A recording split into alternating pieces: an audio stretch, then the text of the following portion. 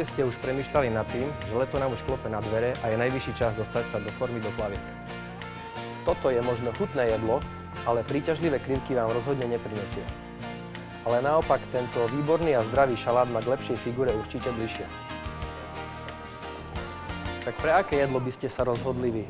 O tom, aké jedlo si vybrať, aby ste dosiahli príťažlivé krivky, vám porozprávam na svojej prednáške Zmeň svoje telo, zmeníš svoj život, ktorá sa bude konať v sobotu 8. júna o 13. hodine v divadelnej sále Mestského kultúrneho strediska. Všetkých vás srdečne pozývam a teším sa na stretnutie v sobotu 8. júna.